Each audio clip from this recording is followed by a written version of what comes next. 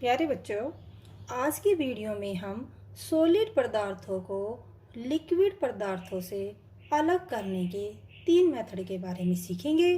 पहला मेथड है अवसादन, दूसरा निस्तारण और तीसरा है निस्यंदन। इसको समझने के लिए एक छोटा सा प्रयोग करेंगे। इसके लिए हम 2 गिलास लेंगे। एक गिलास में थोड़ी सी मिट्टी डालेंगे।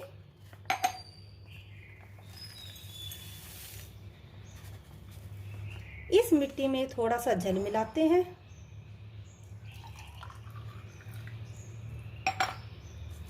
और इसे अब मिक्स करते हैं। अब आप मुझे देखकर बताइए, ये पानी कैसा हो गया?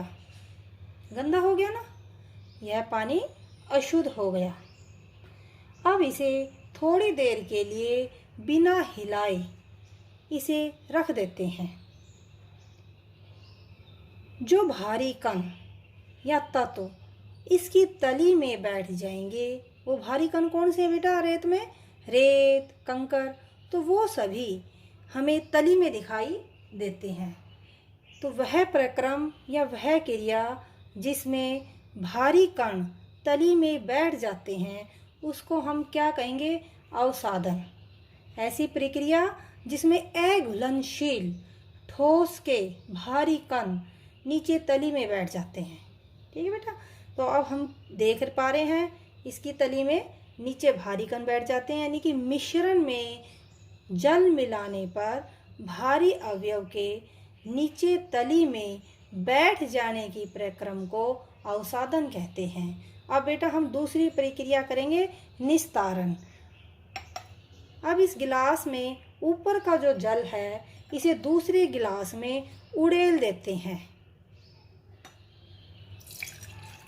आराम से, बिल्कुल, ताकि ये हिले ना। उड़ेल दिया बेटा। अब देखिए, जो भारी कण या अवयव है वो जो मिले नहीं थे, वो नीचे तली में बैठ गए थे अवसादन की प्रक्रिया में ये, और दूसरे गिलास में उड़ेलने की यह प्रक्रिया जिसमें भारी कण से पानी अलग हो जाता है, उस विधि को निस्तारण विधि कहते हैं। ठीक है बेटा? तो दोनों प्रोसेस आपको समझ में आ गई होगी। जिसमें भारी अवयव बैठ जाएं वो अवसादन, और जिसमें से इसके ऊपर के पानी को दूसरे गिलास में जो उड़ेल देते हैं, उड़ेलने की क्रिया को निस्तारण कहते हैं।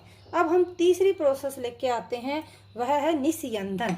निस्यंदन या फिल्ट्रेशन। इसके लिए बेटा फिल्टर पत्रक लेके आई हूँ। इसको यूज करने का तरीका है, इसे एक फोल्ड कीजिए, एक और फोल्ड कीजिए इसे। अब इसकी 4 तह बन जाती है। इस 4 तह में 3 फोल्ड या 3 तह एक साइड कीजिए और 1 फोल्ड एक साइड। तो ये इसका यूज करने का तरीका है। ठीक है बेटा? अब हम क्या करेंगे, इस गिलास पर मैंने एक स्टैंड बनाया है ताकि ये कीप इस पर रुक सके। इसमें जो हमने निस्तारण में जो जल लिया था या निस्तारते समय जो जल हमें प्राप्त हुआ था, वो इसमें डालते हैं। ठीक है बेटा? और इसको थोड़ी देर के लिए छोड़ देते हैं। इस प्रक्रिया में हम फिल्टर पेपर का प्रयोग कर रहे हैं। इसके अलावा हम किस कपड़े का भी प्रयोग कर सकते हैं, छलनी का भी प्रयोग कर सकते हैं। तो मिश्रण को कपड़े से, छलनी से या फिल्टर पेपर से अलग करने की प्रक्रिया को निस्यंदन कहते हैं। ठीक है बेटा? जब हम बेटा चाय बनाते हैं तो चाय में हम तुलसी, इलायची, चाय पत्ती, अदरक डालते हैं। फिर उसको जो हम किसके द्वारा छानते हैं? छलनी के द्वारा। छलनी के द्वारा हम चाय से ये सभी पदार्थ अलग कर देते हैं।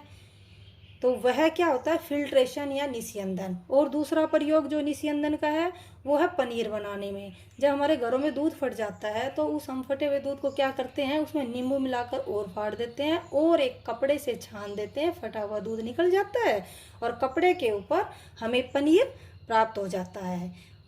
और फिल्ट्रेशन का प्रयोग जूस छानने में भी करते हैं, चाय छानने में करते हैं, और गंदा पानी है उसको साफ करने के लिए भी फिल्ट्रेशन का प्रयोग किया जाता है। ठीक है बेटा? फिल्ट्रेशन में जो हमें प्राप्त होता है पानी, वो बिल्कुल साफ प्राप्त होता है। देखिए हमारी प्रोसेस फिल्ट्रेशन की शुरू हो रही है।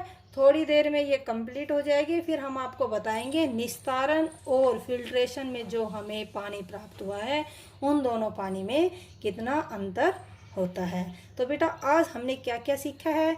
अवसादन, अवसादन का प्रयोग हम जब घरों में चावल या दाल बनाते हैं तो दाल या चावल को हम पानी में भिगो लेते हैं बनाने से पहले, और उसमें जो अशुद्धियाँ होती हैं, मिट्टी के कण होते हैं या फिर हल्के फुल्के तिनके विनके होते हैं, वो सारे पानी के ऊपर तैरने लग जाते हैं, या मिट्टी होती है वो पानी में मिल जाती है। फिर हम निथारण की विधि से हम क्या करते हैं, उसे नितार लेते हैं, और ऊपर के जो मिट्टी के कण है वो हमारे चावल और दाल से अलग हो जाते हैं।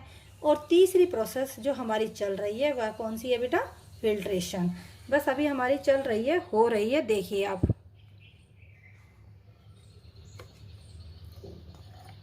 देखिए हमें जो जल प्राप्त हुआ है ये प्राप्त हुआ है, देखिए आपको बिल्कुल साफ जल दिखाई दे रहा होगा।